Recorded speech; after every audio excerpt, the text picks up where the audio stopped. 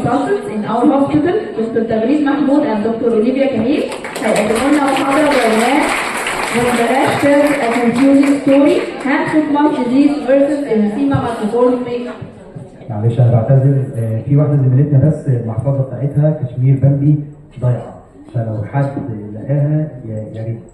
انا بعتذر برضه على اللي انا بقطع النقطه دي. شكرا. منورينا ومقارنكم وتعبناكم، متشكرين ليكم كلكم، فرحانين ان انتم معانا. مبسوطه قوي ان انا في وسط my mentors and my colleagues واصحابي my friends حقيقي اللي انا بتشرف ان انا جزء من العيله الكبيره اللي موجوده في منشيه البكري.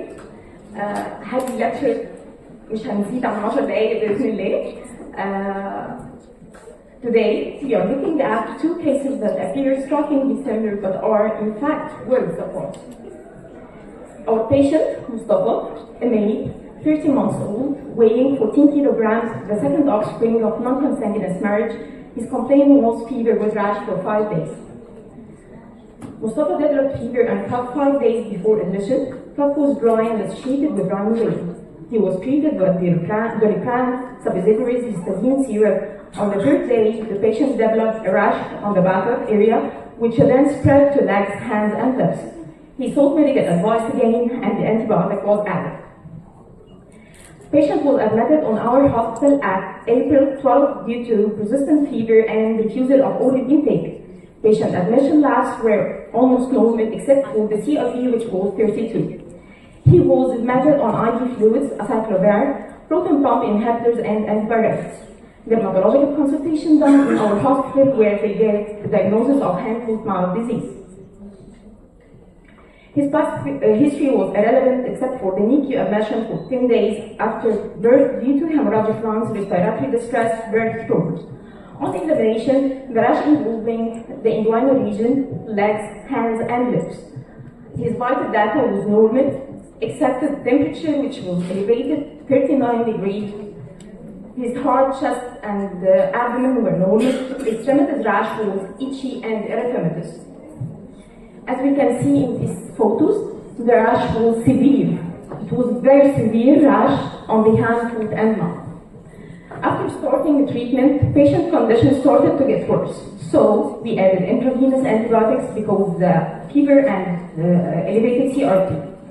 As the fever continued, we asked for a cardiologist consultation and the echo was done on 14th of April as we suspected Kawasaki disease. But it revealed a normal heart structure, no dilated coronaries, and the cardiologist recommended to repeat echo after 1 week and to do CBC, CRP, serum creatinine, ESR, urine analysis, and liver function. The last of the cardiologist asked for which was the D-dimer elevated, as we see, and the CRP was stuck on 32. While we were waiting for the patient to improve, he had another decision. The patient started to have elevated kidney function at 16th of April. The creatinine reached 3.1, bond was 35. The patient also developed hypertension and we added antihypertensive neurotoxins. And there was also edema in the lower limbs. Abdominal ultrasound was done twice, revealing minimal free fluid noticed between intestine and loops. Other than that, no abnormalities was found. We started parenteral nutrition and toxicology for 5 days.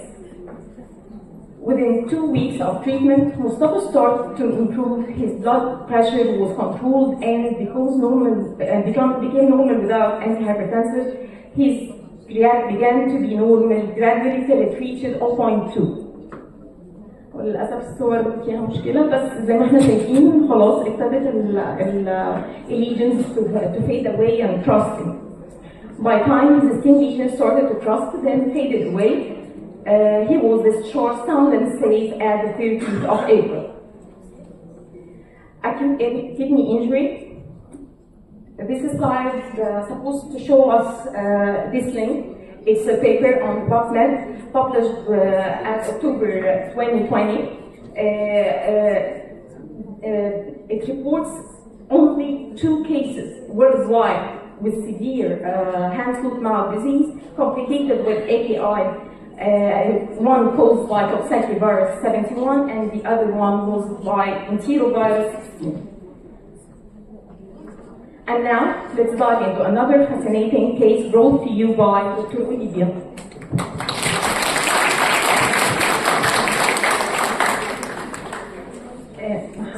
Mahmoud is male, 20 years old, 50 kilogram, first order first non-concerning heart. Patient complained fever, sore throat, rash 6 days ago. Patient condition started 5 days before admission with fever, cough, associated with rhinorrhea, treated with azithromycin, Zyrtec, ibuprofen. On the third day, patient started to develop oral ulcers, rash spread to the legs and the hand. He sought medical advice, received PVC spray, acyclovir was added, no improvement. Patient admitted to us due to refusal of oral intake on 14th June. Patient lab was normal, vital signs also was normal. Patient except of his rash, which was itchy, erythematous with severe ulceration and crustation on the lip and the oral cavity. Patient has medical history, no positive history except of previous admission due to the same condition at our hospital 2 years ago with oral ulcer without skin rash after receiving ibuprofen and amoxicillin. Patient admitted of IV fluid, proton pump inhibitor, clindamycin, acyclovir, and steroids. Dermatological consultation was done, diagnosed erythema multiforme major. Ophthalmological consultation done was free, then the abdominal ultrasound revealed mild splenomegaly. Erythema multiforme is an immune-mediated, typically self-limiting mucocutaneous condition characterized by lesions with significant mucosal involvement. Distinguish erythema multiforme major from minor and epithelial mucosal involvement. Erythema multiforme major was thought to be a part of a class of conditions that include Stevens-Johnson and toxic epidermolysis syndrome. However, clinical lectures over the past decade had a previous significant evidence that supports erythema multimajor as a completely separate condition from Stevens-Johnson and the toxic epidermolysis syndrome. This table showing what is the most common causes causing erythema multiforme, including infections like cytomegalovirus, hepatitis C, herpes simplex virus type 1 and type 2, influenza virus, mycoplasma, vulvovaginal candidiasis, some antibiotics like erythromycin, penicillin, sulfonamide, anti-epileptic. This diagram showing how to approach the treatment of erythema multiforme. Treatment of acute erythema multiforme is a self-limiting nature depending on the treatment of the symptoms with corticosteroid, antihistaminic, oral antiseptic. For recurrent erythema multiforme, like this case, continuous oral acyclovir for 6 months has been the only treatment assisted by randomized clinical trial. It was shown to suppress the rate of recurrence by placebo. Continuous antiviral is still the first line therapy for recurrent erythema multiforme, especially induced in herpes simplex virus. The key differential point between my case and Dr. Taghreed case, a classic target lesion are more common target lesion with central dusky, strongly suggest erythema multiforme major, not hand, foot, and mouth. Multiple mucosal lesion, oral, ulcer, genital, more common erythema multiforme major. Afferent vesicles limited to mucosal involvement, usually just oral, تبقى مع hand, foot, and mouth disease. History of viral exposure, enterovirus versus preceding herpes simplex virus infection or drug intake help us to diagnose. Thank you. ممكن سؤالين. الكوكساكي فيروس. الانتيروفيروس. عمل اكيوت كدني انجري. Yes. لكن احنا عايزين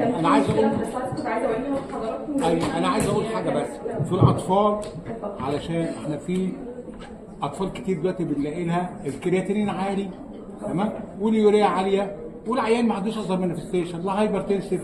لا بس ده كان هايبرتنسيف كان كيلو ولا مدينه زي ما انا قلت، ولا ده كان هايبرتنسيف وكده. طب ما دورناش على انذر كوز دراج انديوزد انترستيشيال نيفرايتس اللي هي نتيجه نون سترويدال انتي انفلاماتوري اللي امهاتنا كلها عملت فيها. لا بس هو كان اصل الولد ده جالنا كان ماي فيز جدا، بس كان في مشكله في الصور عشان كده احنا ما كانش الولد ده حتى التارجت ساين ما بنيتش. ما بنيتش للاسف، كان في مشكله في الاسف.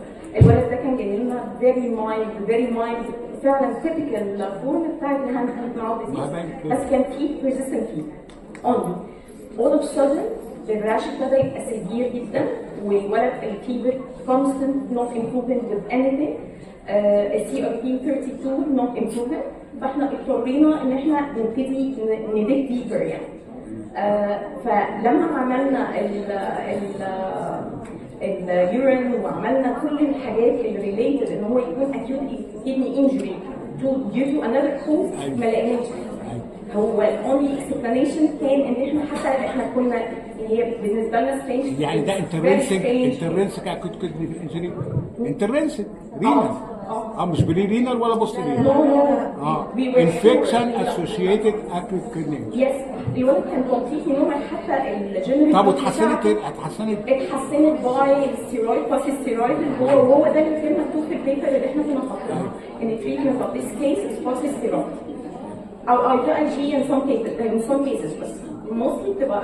طب الحاله الثانيه ارسمها مالتي فورم ولا ستيفن جونسون؟ لا ارسمها مالتي فورم كانت ارسمها مالتي فورم ميجر. ليه؟ واي؟ علشان خاطر هي احنا قلنا كده التشيرش المفروض يعني كان بتوضح ان في حاجات بتبقى ستيفن جونسون بتبقى قاعده فيها اكتر من كده 2 اور مور ميوكوزايتس. انت عندك كانت واحده بس ما صح؟